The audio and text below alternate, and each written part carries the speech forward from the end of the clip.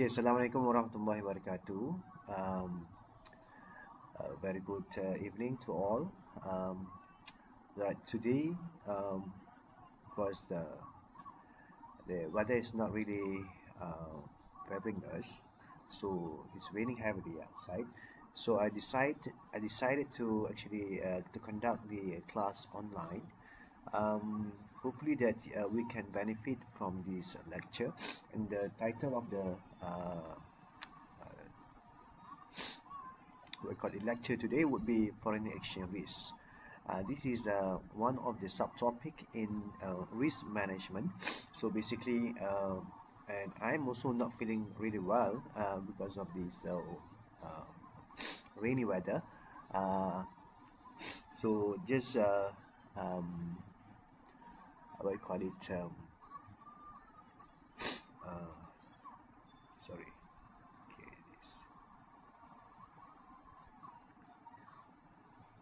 right. Sorry. Okay.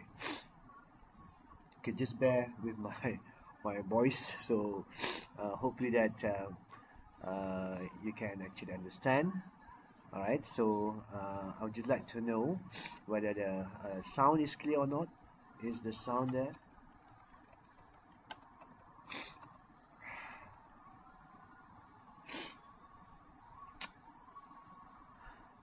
Okay. All right. So we'll continue back on the topic today. Um, the foreign exchange risk. So uh, my question here is that if you Hakim, Hakim, Hakim, Hakim, Hakim, Hakim. Okay, the question is that uh, why do you need foreign exchange? Okay, for example, um, why do you actually need a US dollar, or you need to buy Thai baht, you need to buy Indonesian rupiah, and so on.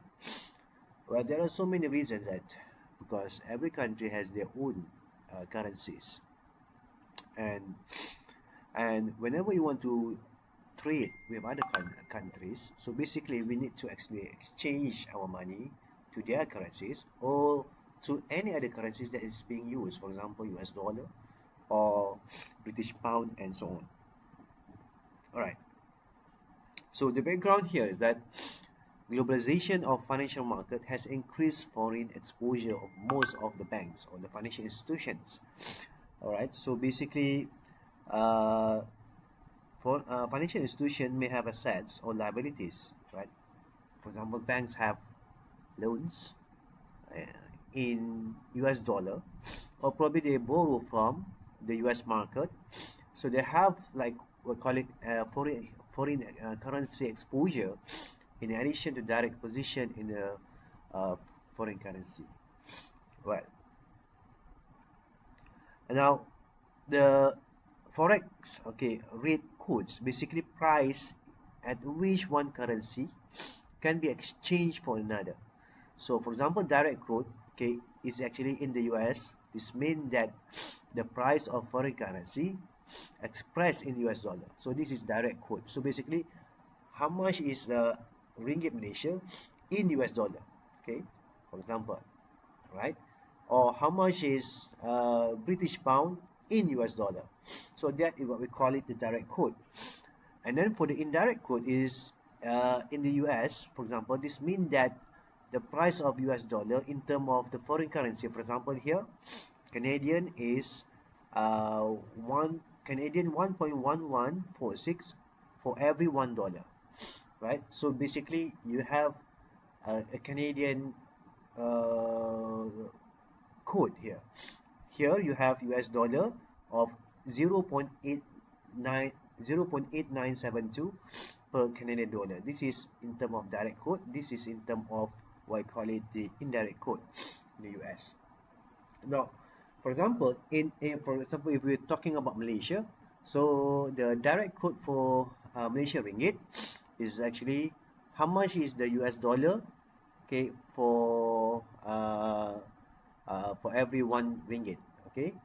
And if it is indirect quote, basically how much is $1, right, in ringgit Malaysia. For example, $1 is equivalent to 3 ringgit and 88 cents. So that is what we call it the indirect quote. Now note that the term indirect and indirect depend on where the quote is obtained. So direct quote in Canada would be expressed in terms of Canadian per dollar or foreign currency, or if we look at Malaysian, for example, direct quote for Malaysia is what would be the denomination, okay, in ringgit Malaysia. So we are direct quote, for example, for every ringgit, how much do we have uh, uh, in term of US dollar? And then for indirect quote is actually how much is the US dollar can give is for one US dollar we can get for in the for Malaysian ringgit, right? Okay. All right. Now I will show to you, okay, example of what I call it um,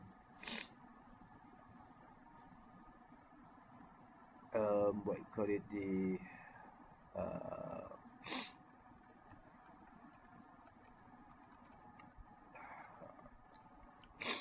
the foreign exchange market. Okay, this is investing, sorry, investor, this is not okay, investing.com, right, investing.com.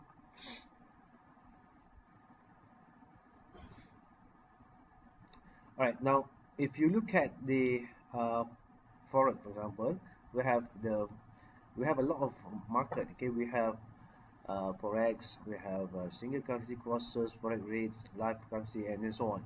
So here, for example, here this euro against US dollar. Okay, basically you have bid and ask. Okay, uh, there will be a spread, okay, between bid and ask. Okay, so how much you are willing to buy, and then how much you are willing to sell, right? So bid and ask. This is people buying, this is people selling.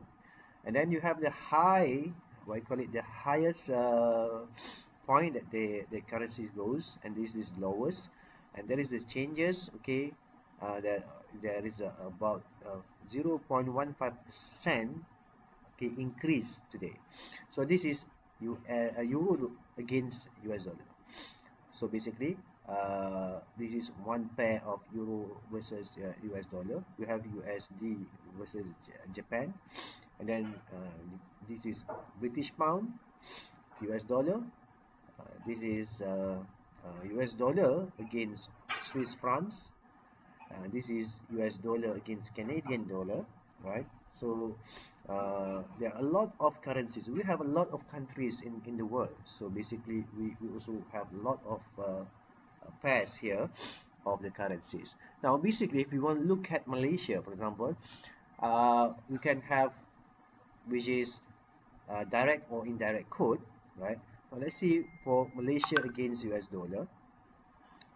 Okay, this is quoted in US dollar. Okay, Malaysia against US dollar. So it is actually 0.2572. So every, I call it one ringgit is equivalent to 0.2572 US dollar, right? So the base is Malaysian ringgit. The second is US dollar. So this is what I call it the foreign exchange for Malaysia ringgit against US dollar. And then if you look at the other one, which is US dollar, okay, against Malaysia ringgit. Okay, so you, for every dollar you, okay, you have to pay about 3.887. So this is what I call it the rate of every dollar, then we have to pay about 3.88. So if you want to buy $1, you have to pay about 3.887, right? And then you can see that this is the graph of the chart, okay, for the currencies, US dollar against Malaysian ringgit. So all right, so basically if you look at the currencies, okay, this is 15 minutes. I'll just change it to 1 day. All right, we can see that previously, okay, $1 is equivalent to 4.2, okay, 4.2, and then the US dollar has depreciated in value, so we become stronger. So we have, what I call it, we only have to pay a little bit lesser. Last time we have to pay about 4.2 for every dollar. Now we have to pay only 3.887. So our currency is, what I call it, has been gaining strength as compared to the US dollar. So that's why we are actually, even though it's actually you see that it's a downtrend, but the Malaysian ringgit is actually gaining momentum. So basically, if you are looking at a pair, one will be getting weakening, the other one will be getting stronger, right? So it would be the same if you look at uh, the Malaysian ringgit against US dollar. You can see that uh, the reverse, okay, which is, we can see that uptrend here, okay, the uptrend, which is, we're saying that Malaysian ringgit is getting stronger. Okay, so I just show it to you. Change to 1 day, right? Okay.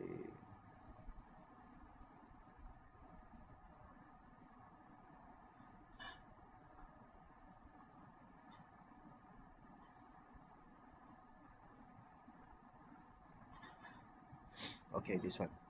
So you can see that, okay, the Malaysian ringgit is getting stronger. Then that's why it's actually, okay, getting better. Okay, all right.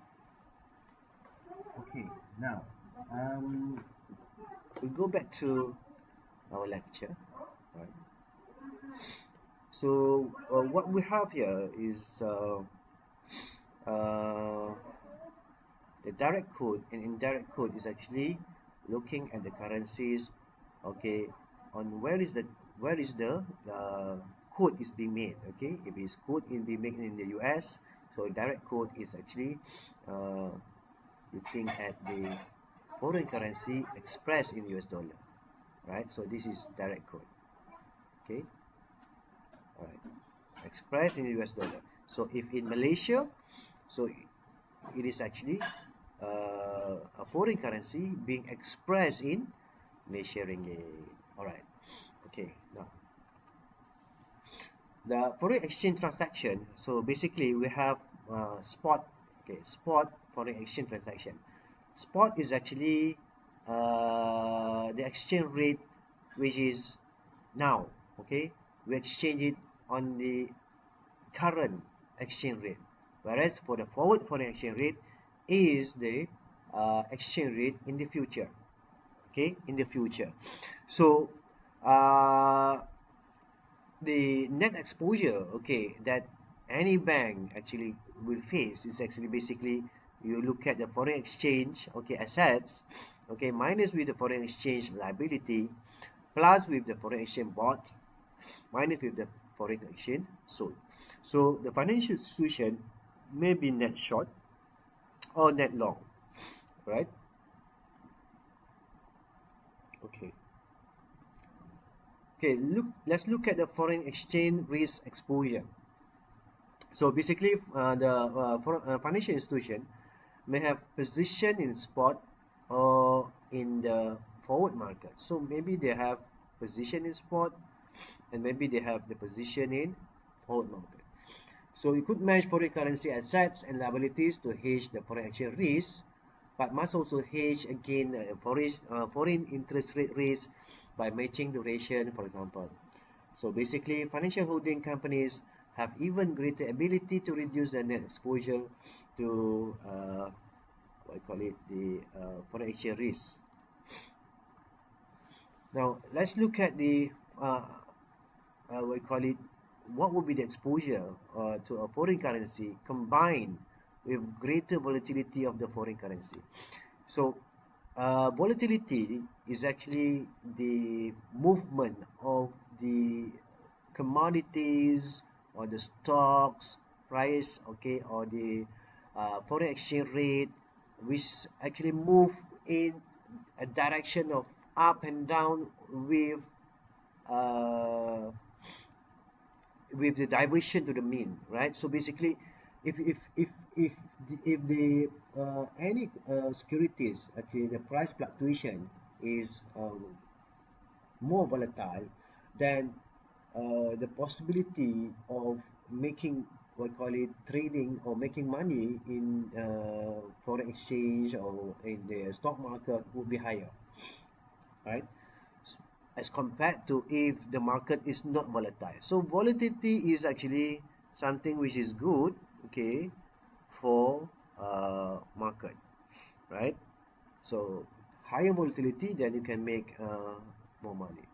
So basically, but there is risk also, risk, okay, the risk of what call it, the price volatility is potential of making losses, right? So the dollar loss or gain in currency I is actually equivalent to the net exposure in foreign currency I, okay, measured in the US or in the ringgit Malaysia, multiplied with the shock or volatility of to the foreign currency over foreign currency I exchange rate. So that's how you actually look at the foreign exchange risk exposure. There's another one which is quite interesting, which is a foreign exchange trading. This is being done by a lot of traders. Okay, they call themselves as we call it foreign exchange traders.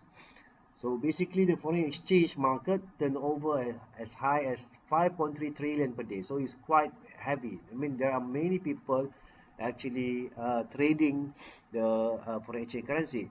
The market move between Tokyo, New York Stock Exchange, New York City, and then London over the day, allowing for what is essentially a 24-hour market. So basically, it's actually a 24-hour market. So when the other market closed, then this market open. So basically, you can trade 24 hours a day if you are looking at the we call it foreign exchange, forex trading. And then the growth in electronic foreign exchange trading, basically more than 70% of the global foreign exchange trading, overnight exposure add to the risk. So the question is that can we trade? Okay, can we trade?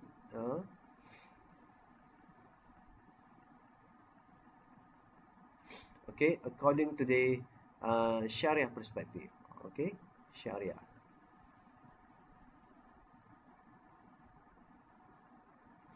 Okay, according to Sharia. Now, basically, if you look at the, I'll give you one example here, right? So if you, there are so many, I call it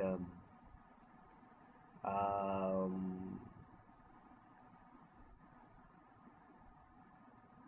web application that you can use. For example, if you want to trade foreign exchange, okay, I'm giving you one example. For example, yeah, okay, all right. So with all right, so okay, let's use this. Huh? All right, so member login platform.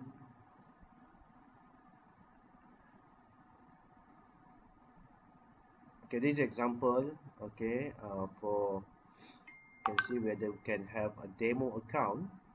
You can open a demo account here, open an account, okay, open an account here. Nope. Okay, member login.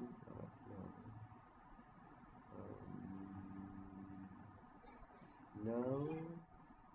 Okay, how do I want to um,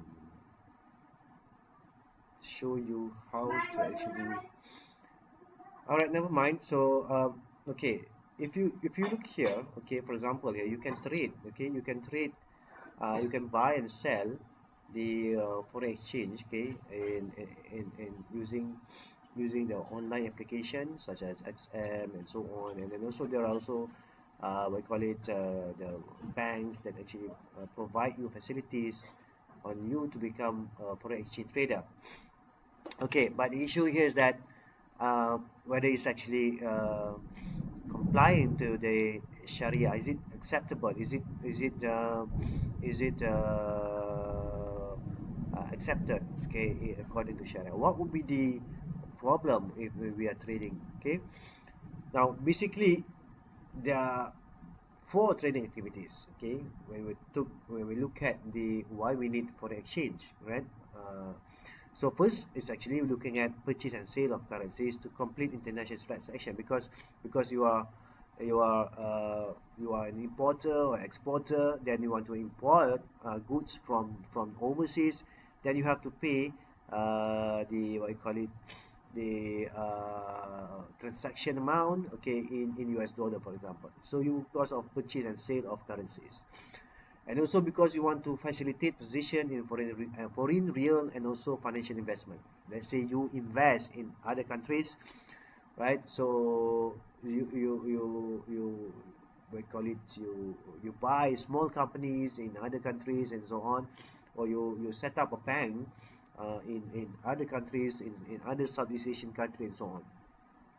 And also to accommodate hedging, okay, hedging activities. So basically you want to hedge against the fluctuation of the foreign exchange. Okay, for example, your investment, or you, because you are importer, or you're doing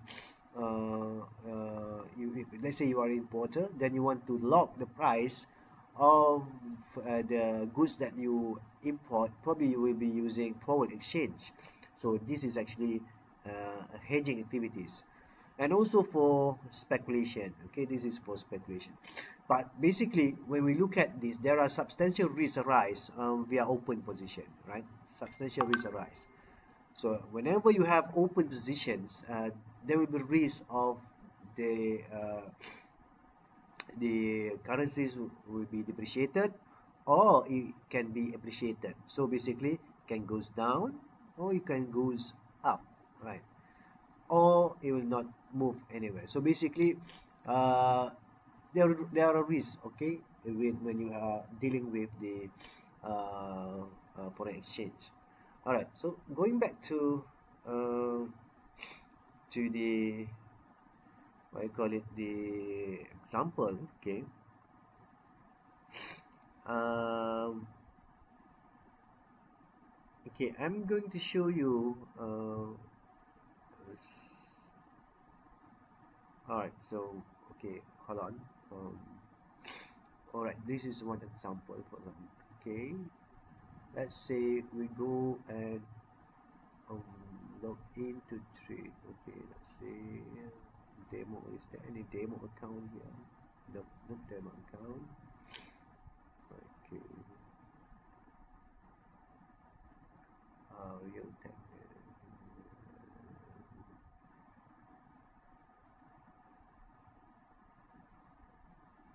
Okay, let's see.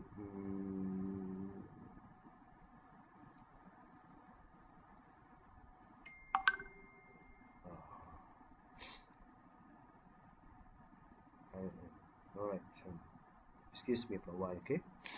Uh, all right, never mind. Never mind. I'm sorry about that. Okay. We just continue on. All right. We just continue on. Okay. And then we have foreign assets and liabilities. Mismatch between the foreign asset and liability portfolios. Okay. Basically, the ability to raise funds from internationally diverse sources present opportunities, and also as well as risks. So basically, we can have higher, or probably can have losses also, and also exploit, okay, the market imperfection in foreign banking market, and there is also greater financial institution competition in well developed, okay, market. So basically these are the what we call it when we talk about the foreign assets and liabilities. Okay, return and risk. So basically this is very important. You have the return and also you have the risk of foreign investment. So basically, returns are expected by the spread between costs and the revenues, right? This is normal. What will be the cost and what will be the revenues, and also the changes in the foreign exchange rate can dramatically alter the returns to the foreign investment. So let's say if you buy a company or stock, for example, in the US, okay, or probably if the US dollar depreciated in value, then you will have lesser revenue, okay, as compared to the what I call it, the expected, okay, return. So these losses or gain, we call it the foreign exchange gain or losses. Okay, so this we have to deal whenever we have investment in a foreign country. All right, and then changes in the foreign exchange rate are not under the control of the financial institution. So it's actually similar with the exposure to the interest rate. So this is, we can call it as market risk. Okay, so this is market risk. So the exchange rate risk and also the interest rate risk are market, okay, risk. Okay, and then when we talk about risk, we can also talk about hedging. So as mentioned before, hedging is essentially you want to protect your investment portfolio by hedging, right? So hedge can be constructed on or off balance sheet. So we have covered on the off balance sheet previously. So on balance sheet hedge involve changes to on balance sheet assets and liabilities to protect against foreign exchange risk. So basically, if it is on balance sheet, then we have to protect, okay, we have to hedge involve changes to the on balance sheet, as compared to off balance sheet, which is, for example, if you are a bank, then you provide letter of credit facilities. So basically, you try to hedge your off balance sheet using forward, futures, or options. Examples are the expected proceeds of a British pound loan forward, eliminating future spot foreign exchange risk. So this is how you do it. So you use forward, futures, and options. Okay. Okay, I'm going to show you, okay, what would be futures, okay, in the investing.com. All right. So if you look at investing.com, okay, this is investing.com. You will have what I call it, the market, which is for, okay, hold on, right? So this, okay, you have the market, okay, which is, for example, this is the currencies. We have foreign rate. Okay, this is the spot rate. Okay, the spot rate. Then we also have futures. This is futures. This is option. This is forward rates. Okay, so you have these different rates. Okay, which is actually this is both are in the futures, and this is also we have put and also called option for the forex. And the same as indice. Okay, we have the indice, the major indice, right? And then also we have the future, right? So this is future indice. So you have this, I call it the cash indice, and also the future indice, right? Okay, and the same as for stocks. Okay, you have we call it the stock itself, and also probably you can see that you have options. Okay, options for the stocks. Okay, all right. So these are examples of the financial securities that you can actually trade, or you can invest in the financial world. All right. Okay, the next one would be if you have multi-currency position. Since the bank generally takes position in more than one currency simultaneously, the risk partially reduced through diversification. Now, so this is what I call it a word that very interesting, because it is actually uh,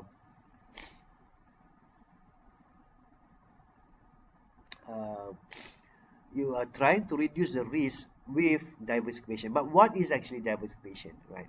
So diversification is actually having multiple currencies.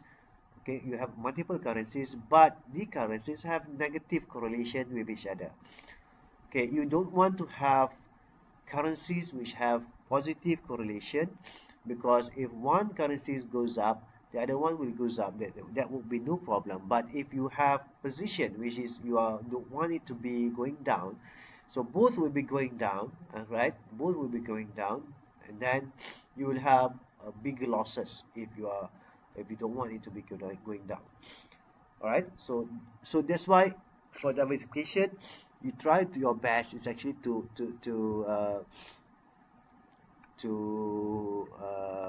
have different, we call it, currencies with different correlation. Okay, you know its correlation.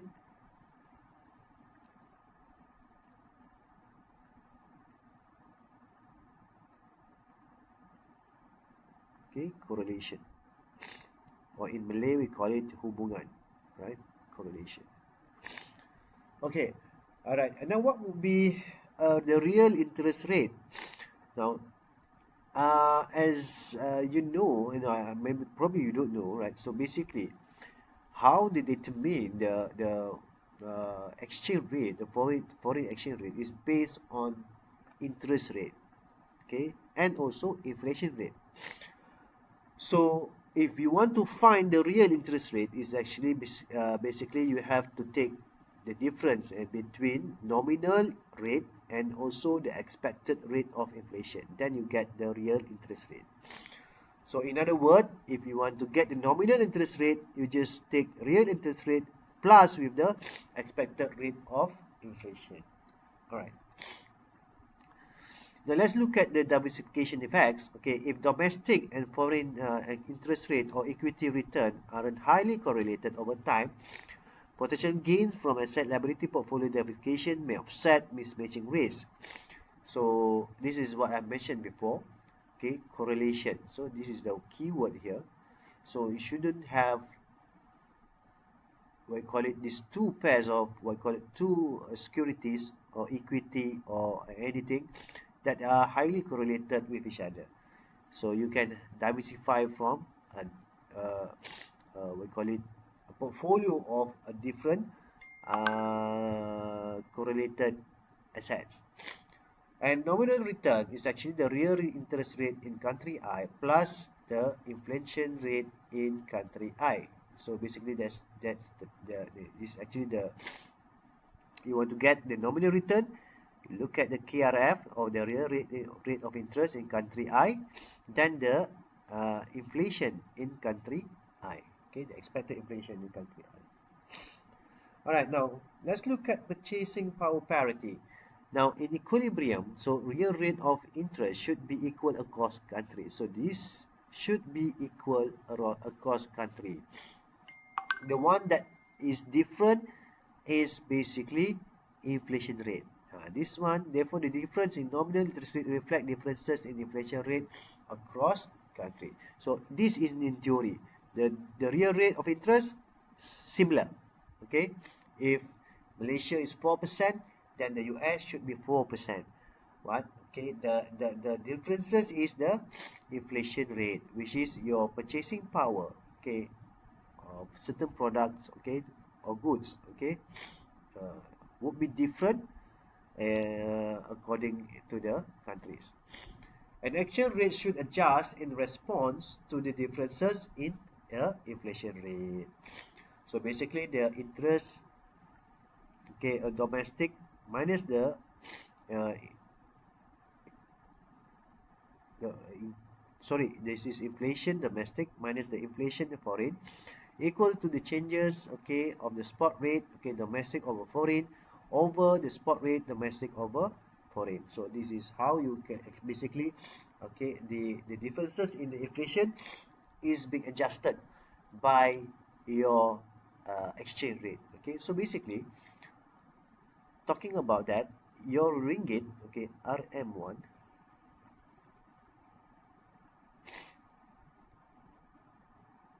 there are two major components, right? One is interest rate,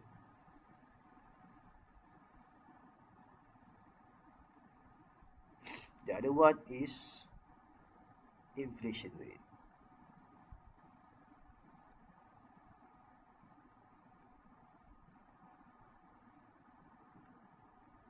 Then you compare between ringgit with US dollar.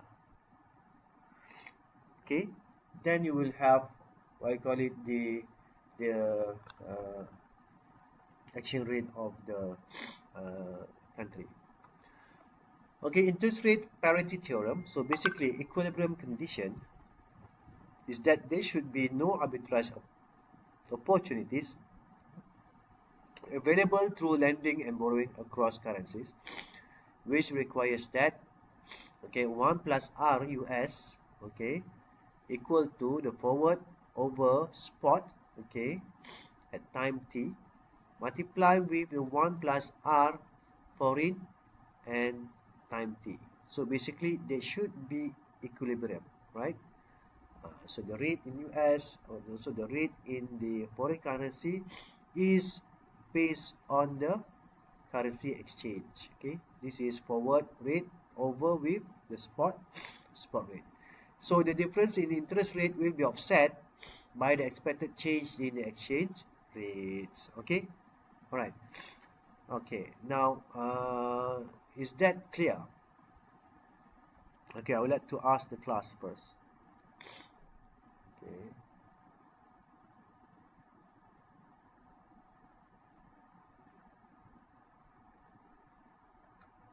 Any questions?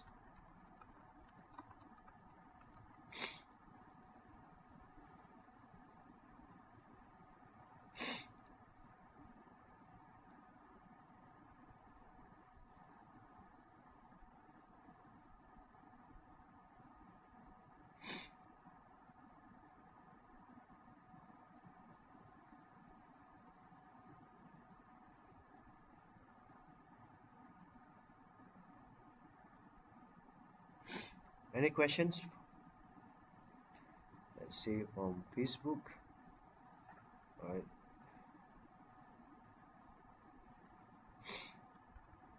Any questions?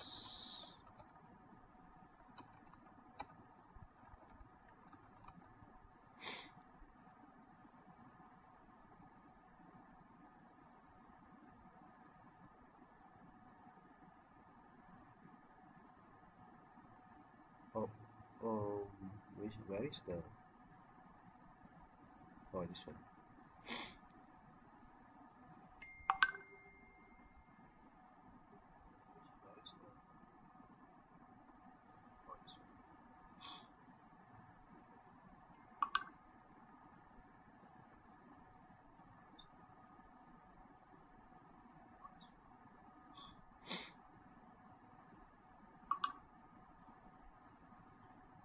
Okay. Any questions, guys? Okay. Any questions, guys? Okay. Questions, guys?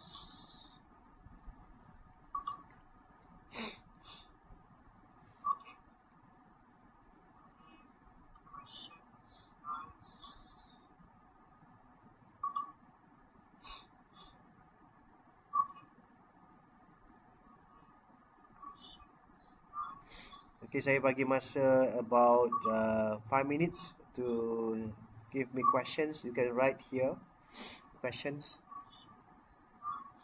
Okay, saya bagi masa about 5 minutes to give me questions. You can write here questions. Okay, saya bagi masa about 5 minutes to questions. You can write here questions. Saya bagi masa about 5 minutes.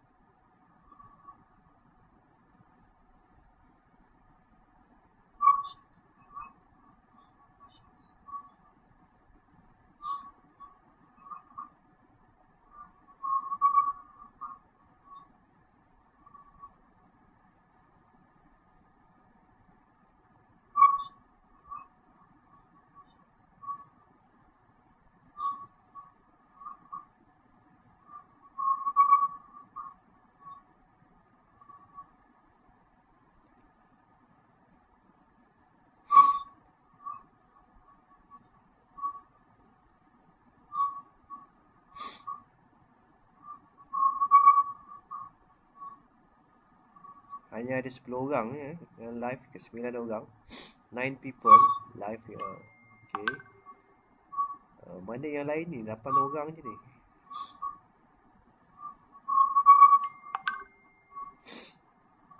Hanya ada 10 orang yang live ke 9 orang. 9 people live here. Okay. Mana yang lain ni? 8 orang je ni.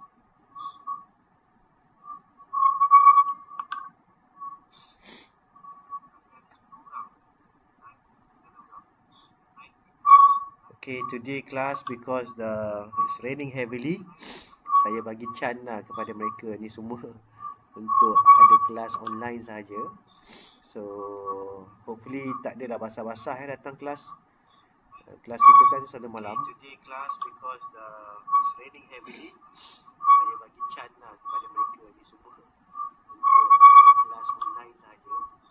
So hopefully tak ada dah basah-basah datang kelas. Kelas kita kan selalu malam. Today class because it's raining heavily.